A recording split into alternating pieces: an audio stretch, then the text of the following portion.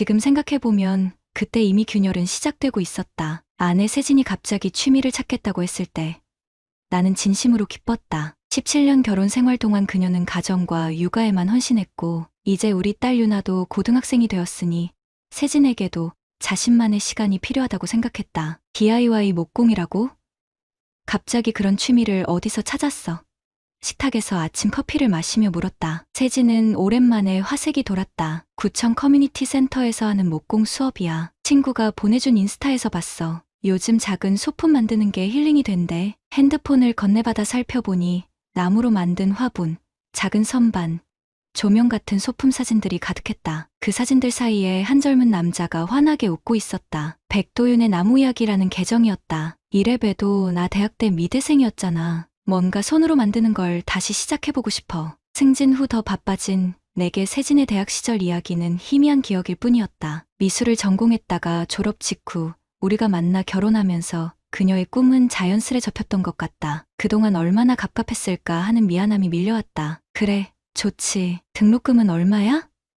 내가 낼게. 세진은 환하게 웃으며 고맙다고 했다. 오랜만에 본 그녀의 밝은 표정에 마음이 놓였다. 아침 일찍 출근해야 했기에 더 이상의 대화는 없었다. 뒤돌아보면 그때 더 관심을 가졌어야 했다. 목공 수업이 시작된 첫 달에는 모든 것이 좋아 보였다. 세진은 주 2회 수업을 다니며 활기를 되찾았고 작은 나무 소품들을 하나둘 만들어 집 안 곳곳에 놓았다. 거실 선반 위에 작은 우드 플레이트, 현관의 열쇠고리, 식탁 위 나무 컵받침까지 그녀가 만든 것들로 집안이 조금씩 채워졌다. 그러나 두 번째 달부터 미세한 변화가 느껴졌다. 주 2회이던 수업이 3회, 때로는 4회로 늘어났다. 수업이 끝나고도 추가 작업이 있다며 늦게 돌아오는 날이 많아졌다. 처음에는 열정이 대단하다고 생각했다. 40대 중반의 주부가 새로운 취미에 그토록 몰입하는 모습이 신선하게 느껴지기도 했다. 공방에서 개인 작업도 할 수 있대. 재료비만 내면 돼. 그래서 조금 늦었어. 아내는 매번 자연스럽게 설명했고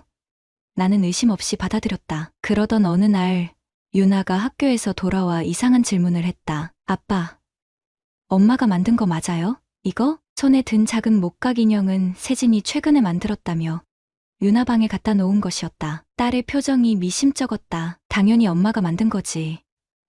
왜? 선생님이 만들어준 거라고 하던데. 어떤 선생님? 목공 가르치는 백 선생님이요. 엄마가 매번 도와달라고 하니까 선생님이 대신 만들어줬대요. 저한테는 비밀이래요. 한 대 맞은 듯 머리가 울렸다. 세진이 다니는 목공 수업의 강사. 인스타그램에서 본 그 젊은 남자였다. 젊은 여성들의 좋아요와 하트 이모티콘이 가득했던 그 계정의 주인. 그날 저녁 세진의 휴대폰이 울렸다. 테이블 위에 놓인 화면에 도윤쌤이라는 이름과 함께 메시지 알림이 떴다. 오늘 만든 작품 사진 보내주세요. 정말 감각이 특별하시네요. 세진은 샤워 중이었다. 그 짧은 순간 망설였다. 남의 메시지를 훔쳐보는 건 옳지 않다는 것을 알았지만 손이 먼저 움직였다. 휴대폰을 열자 도윤이라는 이름의 대화창이 나타났다. 최근 주고받은 메시지들은 대부분 목공 작업에 관한 것이었다. 하지만 대화 사이사이 흐르는 어투가 단순한 강사와 수강생의 것으로 보이지 않았다. 오늘 만든 작품처럼 세진 씨의 손길은 특별해요. 다른 수강생들과는 다르게 세진 씨는 정말 감성이 풍부하시네요. 퇴근길에 봤던 카페, 다음에 같이 가볼까요? 목공 이야기 더 나누고 싶어요. 메시지들을 읽으며 가슴 한구석이 무너져 내리는 느낌이었다. 샤워실에서 물소리가 들렸다. 급히 휴대폰을 제자리에 놓았다. 세진이 나왔을 때 나는 태연한 척 서류를 보는 중이었다. 그날 밤 잠자리에서 세진에게 물었다. 요즘 목공 수업은 어때? 많이 배우고 있어? 응, 재밌어. 처음에는 어려웠는데 이제 좀 감이 잡히는 것 같아. 강사는 어떤 사람이야? 친절해? 그 순간 세진의 눈빛이 미세하게 흔들렸다. 너무 짧은 순간이라 내가 착각했을 수도 있지만 17년 함께 산 아내의 표정 변화를 놓칠 리 없었다. 도윤 선생님?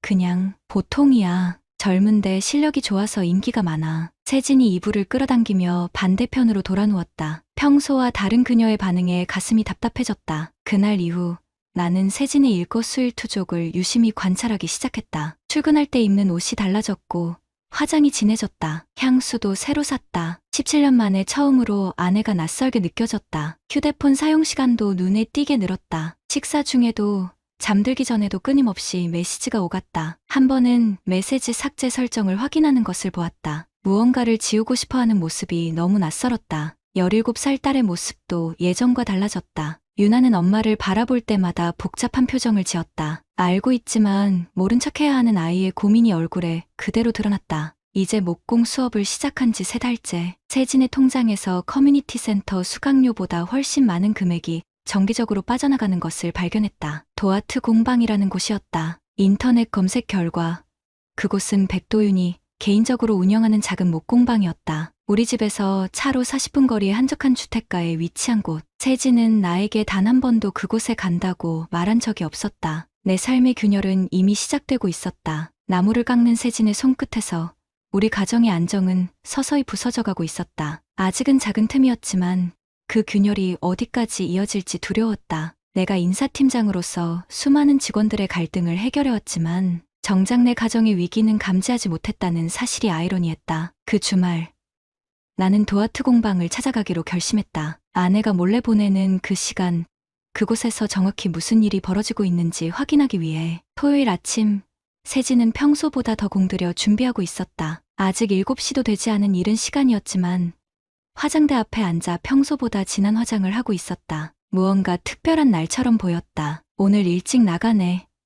내가 침대에서 몸을 일으키며 말했다. 세진은 화들짝 놀라 손거울을 떨어뜨렸다. 어머, 깼어? 미안해, 깨우려던 건 아니었는데. 어디 가는데? 오늘 특별 수업이 있어. 도윤 선생님이 원목 테이블 만드는 걸 가르쳐 준대. 추가 비용이 들긴 하는데 이런 기회가 흔치 않거든. 무심코 벽 달력을 확인했다. 오늘은 우리 결혼기념일이었다. 17주년. 매년 간단하게라도 함께 저녁을 먹었는데 올해는 세진이 완전히 잊은 듯했다. 그래. 언제 돌아와? 늦을 것 같아. 원목 작업이 오래 걸린대. 세진이 향수를 뿌리고 거울 속 자신을 만족스럽게 바라보는 모습이 낯설었다. 예전에 그녀라면 집에서 편한 옷차림으로 나가 작업할 때는 화장도 거의 하지 않았다. 그런데 지금은 마치 데이트라도 나가는 듯 공들이고 있었다. 현관문이 닫히고 나서야 나는 침대에서 완전히 일어났다. 유나의 방문을 살짝 두드렸다. 우리 딸은 주말임에도 벌써 책상에 앉아 공부 중이었다. 아빠, 이제 일어났어요?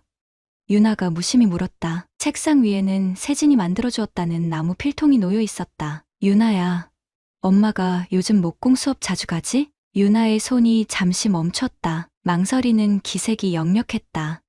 그냥 취미니까요. 내가 뭔가 알고 있는 거 있어?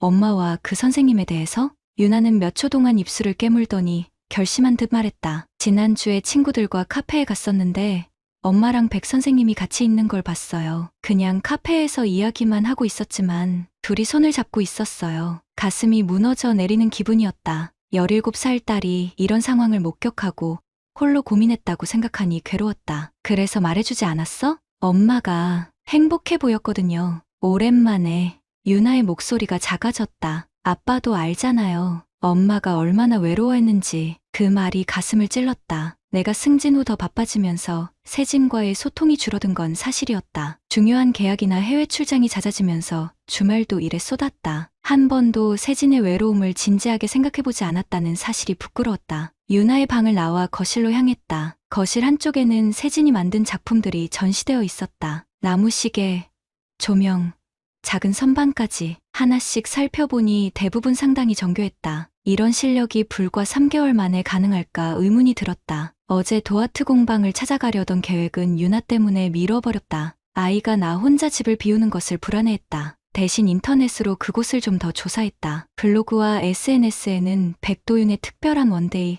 클래스에 대한 글들이 많았다. 대부분 젊은 여성들이었고 모두가 그의 친절함과 섬세한 지도에 만족해했다. 한 블로그에서는 도윤 선생님이 내 손을 잡고 각도를 잡아주셨는데 심장이 떨려서 목공은 뒷전이었다라는 문장이 눈에 들어왔다. 또 다른 글에는 작품보다 선생님의 미소를 보러 가는 것 같아요 라는 댓글이 달려있었다. 모두 40대 초중반의 여성들이었다. 특히 자기소개에 주부라고 밝힌 사람들이 많았다. 한동안 검색을 계속하다 백도윤의 인스타그램으로 들어갔다. 그의 프로필 사진은 20대 후반으로 보이는 청년의 모습이었다. 훤칠한 키에 온화한 미소, 목공 작업을 하는 거친 손과는 대조적인 부드러운 눈빛이 인상적이었다. 그의 피드를 내리다 보니 최근 사진 중에 나 찍은 것이 보였다. 우리 집 거실 선반에 놓인 것과 동일한 나무 시계였다. 해시태그에는 샵 특별한 수강 생작품, 샵 재능충, 샵 특별과외라고 적혀 있었다. 댓글에는 세진의 아이디로 보이는 계정이 하트 이모티콘을 남겼고 도유는 선생님의 작은 도움일 뿐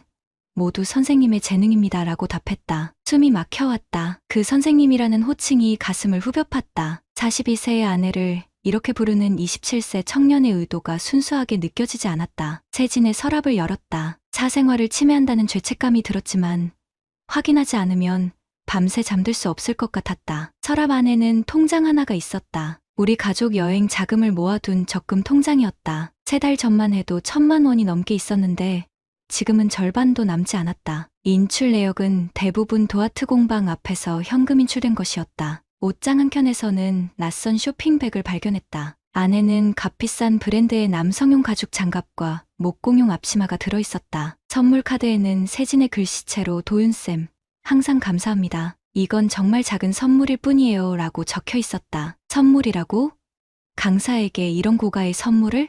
머리가 어지러웠다. 세진의 휴대폰이 탁자 위에서 울렸다. 문자 알림이었다. 잠금 화면에도 메시지 내용이 보였다. 오늘 준비한 원목 테이블은 특별해요. 우리만의 비밀 프로젝트로 만들어봐요. 기대되네요. 도윤에게서 온 메시지였다. 손이 떨렸다. 뭔가 잘못되고 있다는 확신이 들었다. 세진의 핸드폰을 열어볼까 망설이다가 그만두었다. 아직은 좀 더 증거가 필요했다. 거실로 나와 결혼기념일 선물을 준비했다. 세진이 좋아하는 패션 브랜드의 가방이었다. 작년에 우연히 그녀가 쇼윈도를 보며 멈춰선 것을 기억하고 있었다. 바쁘다는 핑계로 제대로 챙기지 못한 지난 몇 년이 미안했다. 그날 세진은 저녁 9시가 넘어서야 돌아왔다. 낯선 향수 냄새가 강하게 풍겼다. 눈은 반짝였고 볼은 상기되어 있었다. 마치 좋은 술에 취한 듯한 표정이었다. 결혼기념일이야.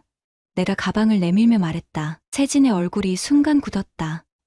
맞다. 완전히 잊고 있었네. 미안해. 그녀의 눈에서 미안함보다는 당혹감이 더 크게 느껴졌다. 마치 들킨 것 같은 표정이었다. 테이블은 잘 만들었어? 응. 아직 완성은 안 됐어. 다음 주에 마무리할 거야. 세진이 가방을 받아들며 억지로 기쁜 척했다. 그러나 그녀의 눈빛에서 설렘은 느껴지지 않았다. 마치 의무감으로 반응하는 것 같았다. 샤워하고 올게. 세진이 서둘러 방으로 향했다. 그날 밤 우리는 결혼 17주년을 맞아 침묵 속에서 각자의 생각에 빠져 잠들었다. 세진은 평소와 달리 등을 돌린 채 잠들었고 나는 천장을 바라보며 눈을 감지 못했다. 내 곁에서 잠든 사람이 17년간 함께한 아내가 이제는 완전히 다른 세계에 발을 들인 것 같았다. 그녀의 비밀, 우리 가정을 위협하는 그 비밀이 어디까지 진행된 것인지 확인해야 했다. 더 이상 미룰 수 없었다. 다음 날 나는 직접 그 공방을 찾아가기로 결심했다. 일요일 아침 세진은 또다시 서두르며 집을 나섰다. 이번에는 핑계조차 대충이었다. 오늘도 공방에 가야 해. 어제 만든 작품 마무리해야 돼. 평소라면 주말 아침은 가족을 위한 브런치를 준비하는 시간이었는데 이제는 그런 일상마저 사라졌다. 현관문이 닫히자마자 유나가 거실로 나왔다. 눈이 퉁퉁 부어 있었다. 많이 걱정되니? 내가 조심스레 물었다. 어젯밤에 엄마 전화기 봤어요. 유나의 목소리가 떨렸다. 메시지 내용이 이상했어요. 백 선생님이 엄마한테 오늘은 공방 말고 내 집에서 만나자고. 가슴이 무너져 내렸다. 17살 딸이 이런 현실과 마주해야 한다는 사실이 먼저 미안했다. 제가 엄마한테 물어봤어요. 그 선생님이랑 뭐 하는 거냐고. 유나의 눈에 눈물이 고였다. 그랬더니 엄마가 화를 내면서 어린애가 어른 일에 상관하지 말라고 하셨어요. 엄마가 저한테 그런 말 한 적 없는데 유나를 안아주었다. 어깨가 가늘게 떨렸다. 아이에게 이런 상처를 주는 상황이 용서되지 않았다. 더 이상 지켜볼 수만은 없었다. 유나야, 오늘 친구네 집에 가 있을 수 있어? 왜요? 아빠가 확인할 게 있어. 너는 이런 상황에 더 이상 휘말리지 않았으면 해. 유나는 무거운 표정으로 고개를 끄덕였다. 1시간 후, 그녀는 친한 친구네 집으로 향했다. 혼자 남겨진 집에서 나는 증거 수집을 시작했다. 세진의 서랍을 다시 살폈다. 여행 자금 적금 통장 외에도 또 다른 통장이 숨겨져 있었다. 그것은 비상금 통장이었는데 최근 몇 달간 상당한 금액이 인출되어 있었다. 그리고 영수증 더미에서 호텔 숙박권, 남성용 향수 구매 내역, 고급 레스토랑 결제 내역들이 발견됐다. 모두 나와 함께 간 적 없는 곳들이었다. 세진의 노트북을 열었다. 비밀번호는 여전히 우리 결혼기념일이었다. 적어도 그것은 바꾸지 않았다. 브라우저 기록을 확인하니 도윤의 SNS 페이지를 자주 방문한 흔적과 나이 차이 연애, 불륜 들키지 않는 법 같은 검색어들이 눈에 띄었다. 이메일함에는 도윤에게서 온 메시지들이 있었다. 대부분 목공 사진과 함께 은밀한 대화가 오갔다. 한 메일에는 사진이 첨부되어 있었다. 세진과 도윤이 함께 찍은 셀카였다. 배경은 호텔 로비로 보였다. 세진은 수줍은 미소를, 도윤은 자신감 넘치는 표정을 짓고 있었다. 사진 속 세진의 표정은 오랫동안 보지 못했던 것이었다. 행복하고 설레는 모습. 내 옆에서는 더 이상 짓지 않는 표정이었다. 출력한 증거들을 정리하던 중 문득 세진의 작품들이 눈에 들어왔다. 몇몇 작품들은 지나치게 정교했다. 의심이 들어 인터넷에서 도윤의 작품들을 검색해봤다. 그의 인스타그램에 올라온 작품들과 우리 집 작품들을 비교해보니 제작 방식과 디자인이 너무 유사했다. 세진이 만들었다는 작품들 대부분이 사실은 도윤이 만든 것일 가능성이 높았다. 한 가지 더 확인해야 할 것이 있었다. 세진이 항상 몸에 지니고 다니는 작은 가방을 열어보았다. 안에는 작은 메모장이 있었다. 거기에는 도윤과의 만남 일정과 계획이 꼼꼼히 적혀 있었다. 다음 주 금요일에는 제주도 목공 워크숍이라는 일정이 표시되어 있었다. 사흘짜리 일정이었다. 세진은 나에게 그런 계획을 전혀 언급한 적이 없었다. 이제는 확실했다. 내 아내는 단순한 취미 이상의 관계를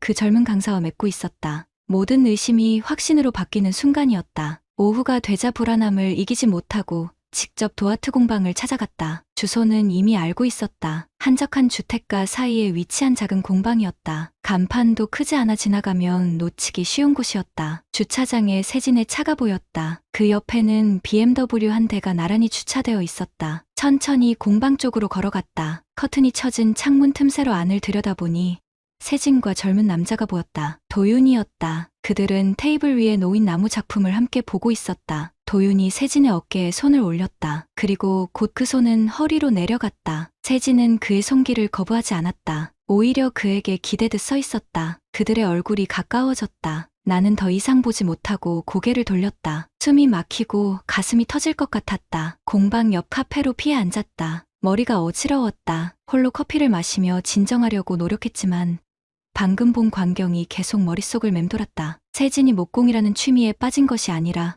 도윤이라는 남자에게 빠진 것이었다. 카페에서 몇 시간을 보냈다. 저녁이 되자 세진과 도윤이 함께 공방을 나서는 모습이 보였다. 도윤은 세진의 허리에 팔을 두르고 있었고 세진은 그의 품에 파고들듯 기대고 있었다. 그들은 BMW에 함께 올라탔다. 자연스러운 동작이었다. 분명 처음이 아니었다. 차를 멀리서 따라갔다. 그들은 시내의 고급 레스토랑 앞에 차를 세웠다. 나는 주차장에 차를 두고 레스토랑 창가 자리에 앉았다. 그들은 나와 반대편 구석 자리에 앉았다. 도윤은 와인을 주문했고 세진은 처음 보는 화사한 표정으로 웃고 있었다. 식사 중 도윤이 작은 상자를 꺼내 세진에게 건넸다. 세진은 놀란 듯했지만 곧 기쁜 표정으로 상자를 열었다. 안에는 작은 목걸이가 들어있는 듯했다. 도윤은 직접 세진의 목에 걸어주었다. 그들의 대화는 들리지 않았지만 세진의 행복한 표정만으로도 충분했다. 식사를 마친 두 사람은 다시 차에 올랐다. 이번에는 시내의 한 호텔로 향했다. 그들이 로비로 들어가는 모습을 보며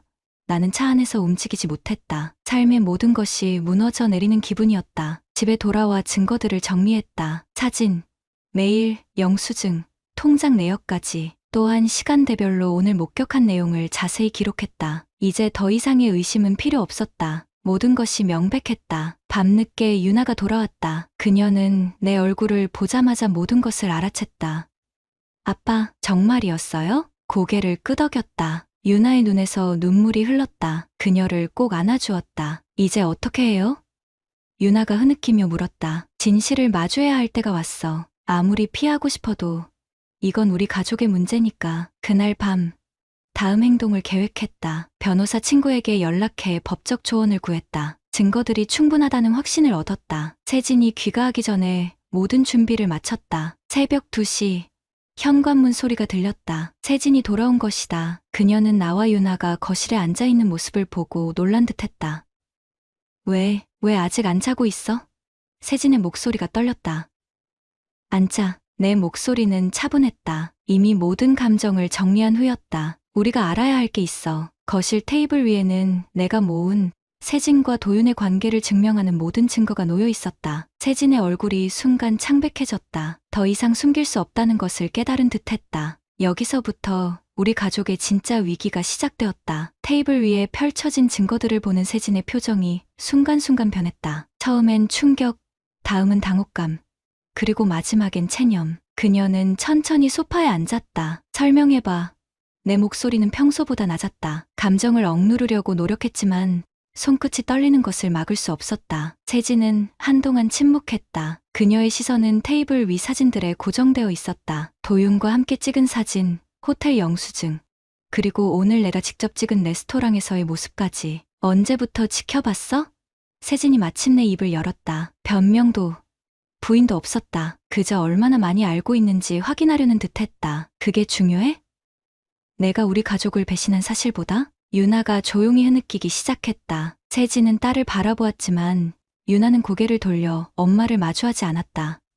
이건 그냥 취미로 시작한 거였어. 세진의 목소리가 떨렸다. 나도 이렇게 될 줄 몰랐어. 처음엔 정말 목공에 관심이 있었을 뿐이야. 그래서 호텔에도 목공 때문에 간 거야? 내 말은 날카로웠다. 우리 가족 여행 자금은?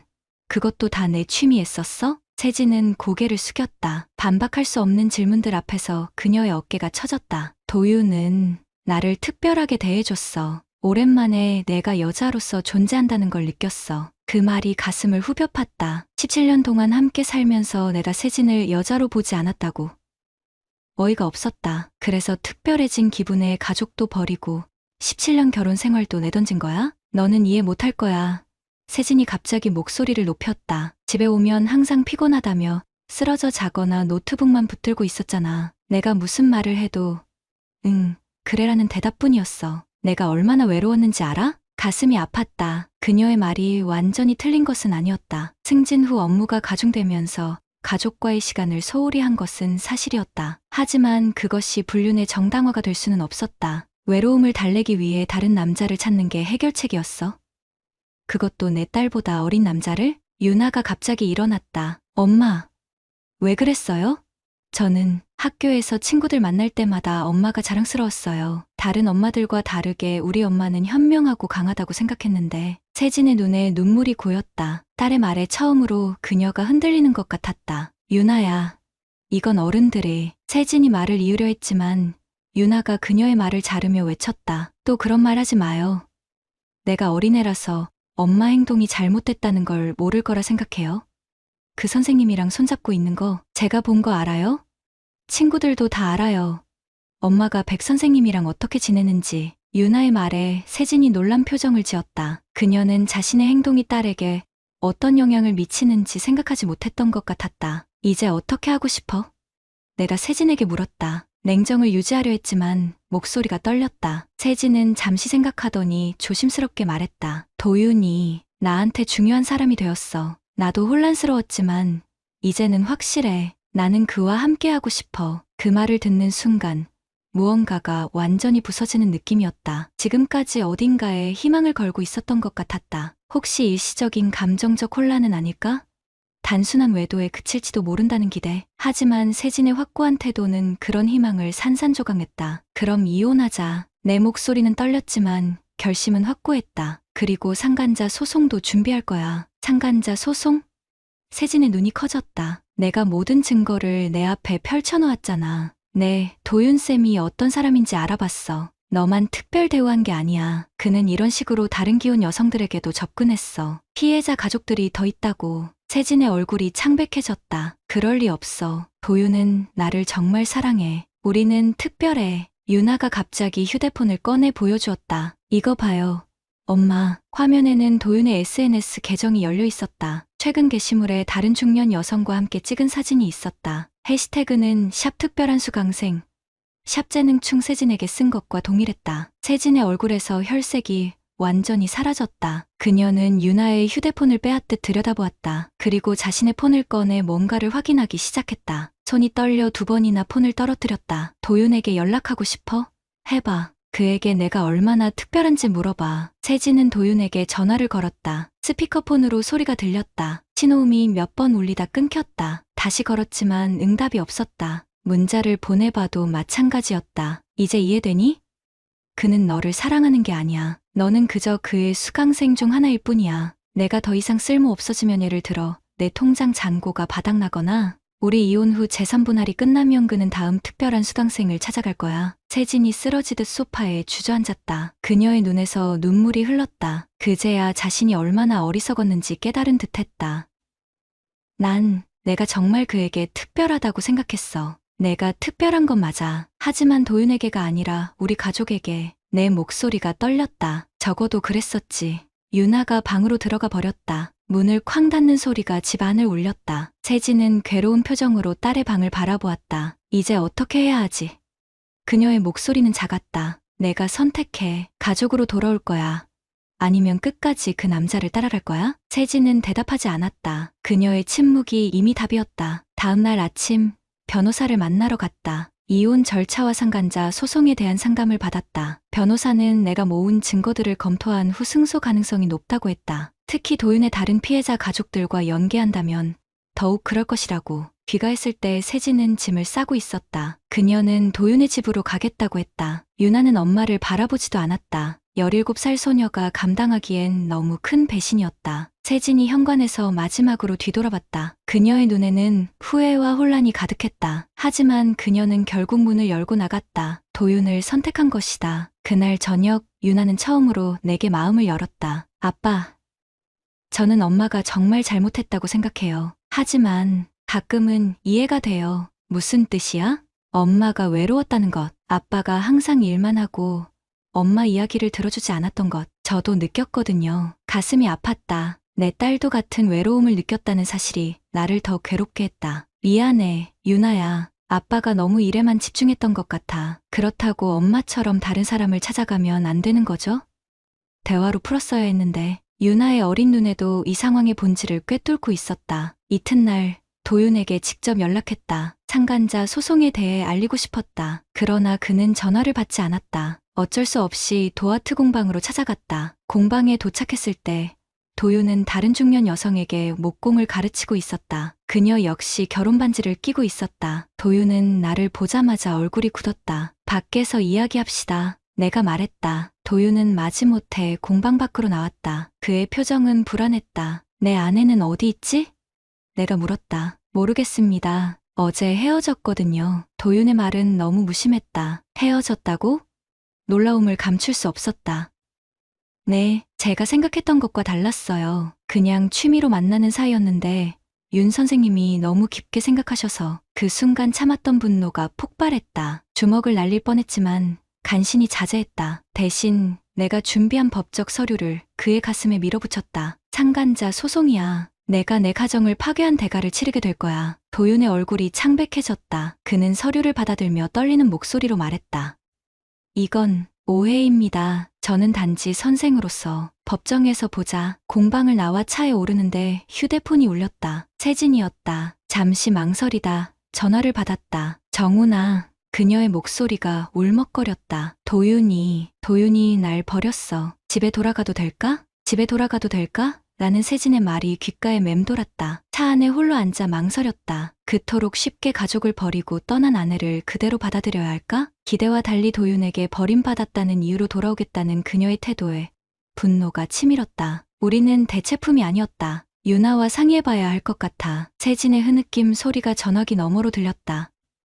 나 정말 미안해. 내가 무슨 짓을 한 건지 이제야 깨달았어. 미안하다고 해서 다 해결될 문제가 아니야. 목소리를 단단히 했다. 너는 우리 가족을 배신했어. 특히 유나에게 내가 얼마나 큰 상처를 줬는지 알아? 통화를 마치고 집으로 향했다. 유나에게 어머니가 돌아오고 싶어 한다고 말했다. 17살 딸의 눈에는 복잡한 감정이 교차했다. 엄마는 도윤 선생님이 더 이상 엄마를 원하지 않으니까 돌아오는 거예요?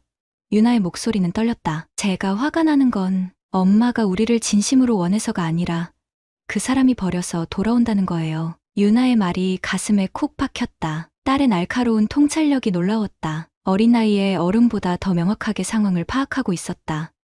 저는 엄마가 보고 싶기도 해요. 하지만 지금은 너무 화가 나요. 유나의 눈에 눈물이 고였다. 엄마가 진심으로 뉘우치고 우리 가족을 정말로 원한다는 걸 보여줬으면 좋겠어요. 며칠 후 세진은 작은 원룸으로 이사했다. 일단은 별거 상태를 유지하기로 했다. 그녀는 매일 유나에게 문자를 보냈지만 유나는 대부분 답장하지 않았다. 가끔 짧게 네라고만 답하곤 했다. 세진이 후회하고 있다는 건 분명했지만 무너진 신뢰를 회복하기엔 시간이 필요했다. 한편 상간자 소송은 빠르게 진행되었다. 변호사가 찾아낸 도윤의 또 다른 피해자 가족들도 소송에 합류했다. 총 3가족이었다. 모두 비슷한 수법으로 목공 수업을 통해 접근했고 가정을 파괴했다는 증언이 모아졌다. 그들의 이야기를 들으며 세진이 얼마나 전형적인 피해자였는지 더욱 분명해졌다. 법정 심리가 시작된 날 세진도 참석했다. 그녀의 증언이 필요했기 때문이다. 도윤의 변호사는 상호 합의된 관계라고 주장했지만 세진은 용기를 내 자신이 어떻게 도윤에게 접근당했는지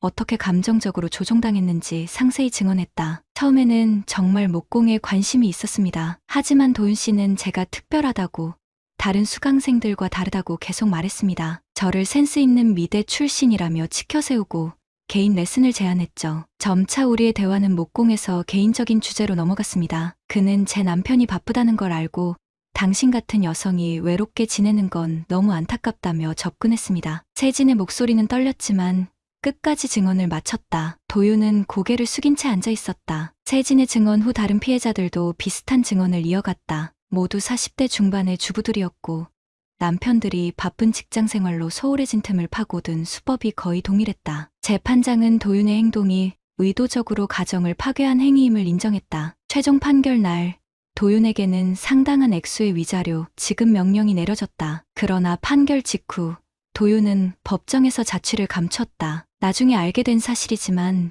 그는 해외로 도피한 상태였다. 승소했지만 마음은 무거웠다. 법적 정의는 실현되었을지 모르지만 깨어진 우리 가족의 상처까지 치유할 수는 없었다. 판결 후 한 달이 지났다. 세진은 여전히 별거 중이었지만 유나와 조금씩 관계 회복을 시도하고 있었다. 처음으로 둘이서 카페에서 만났다는 소식을 유나에게 들었다. 그날 밤 유나는 평소보다 말이 많았다. 엄마가 많이 달라졌어요. 매일 울었대요. 자기가 얼마나 어리석었는지 이제야 깨달았다고. 유나의 목소리에는 복잡한 감정이 묻어났다. 저는 아직 완전히 용서할 수 없지만 엄마가 정말 반성하고 있다는 건 느껴져요. 세진의 변화는 눈에 띄었다. 그녀는 도윤에게 썼던 돈을 갚기 위해 파트타임 일을 시작했고 유나의 대학 학자금을 위해 따로 저축도 하고 있었다. 무엇보다 그녀의 눈빛이 달라졌다. 도윤에게 빠져있을 때의 들뜬 모습은 사라지고 깊은 성찰과 후회가 담긴 눈빛으로 바뀌었다. 어느 날 저녁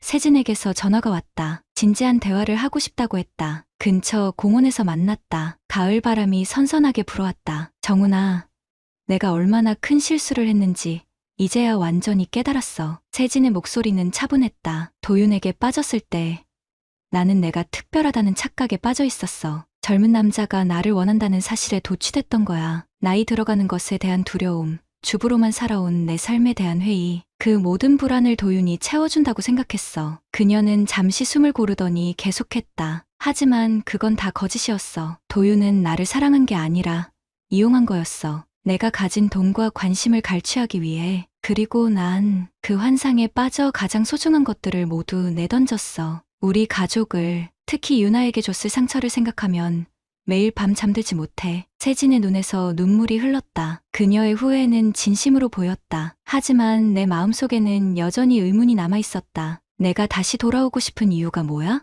도윤이 널 버렸기 때문이 아니라 진정으로 우리 가족을 원하는 거야? 세진은 고개를 끄덕였다. 처음에는 도윤이 날 버린 충격으로 혼란스러웠어. 하지만 이 몇 달을 혼자 지내면서 내가 정말 원하는 게 뭔지 깨달았어. 나는 화려한 로맨스나 일시적인 설렘이 아니라 서로를 진심으로 아끼고 존중하는 관계가 필요했던 거야. 그리고 그건 항상 여기, 우리 가족 안에 있었어. 세진의 말에 마음이 흔들렸다. 17년의 결혼 생활을 완전히 지워버릴 수는 없었다. 하지만 동시에 쉽게 용서할 수도 없었다. 그날 밤 유나와 긴 대화를 나눴다. 엄마를 어떻게 생각하는지, 우리 가족이 다시 모일 수 있을지에 대해. 아빠가 엄마를 용서하고 싶다면 저는 이해할 수 있어요. 유나의 말이 의외였다. 저도 엄마가 보고 싶어요. 하지만 시간이 필요해요. 그리고 엄마가 진심으로 변했다는 걸 계속 보여주셨으면 좋겠어요. 다음 주 세진에게 함께 가족 상담을 받자고 제안했다. 그녀는 기꺼이 동의했다. 이것이 화해의 첫걸음은 아니었다. 여전히 별거 상태였고 완전한 용서까지는 갈 길이 멀었다. 하지만 적어도 대화의 문은 열렸다. 상담사는 우리에게 천천히 진행하라고 조언했다. 상처는 깊고 신뢰를 회복하는 데는 시간이 필요하다고. 세진은 모든 세션에 성실히 참여했고 자신의 잘못을 인정하며 변화하려 노력했다. 그녀는 더 이상 도윤의 소식을 찾지 않았고 목공이라는 취미도 그만두었다. 몇 달 후 유나의 18번째 생일이었다. 세진은 특별한 선물을 준비했다고 했다. 그것은 목공 재료로 만든 게 아닌 그녀가 직접 그린 유나의 초상화였다. 대학 시절 미술을 전공했던 세진의 재능이 고스란히 담겨 있었다. 그림 한 구석에는 작은 글씨로 내 인생에서 가장 소중한 작품에게 용서해줘서 고마워라고 적혀 있었다. 유나는 처음으로 세진을 꼭 안아주었다. 긴 포옹이었다. 완전한 용서는 아니었지만 새로운 시작의 가능성이었다. 참가자 소송 판결금은 결국 받지 못했다. 도윤은 해외로 도피한 상태였고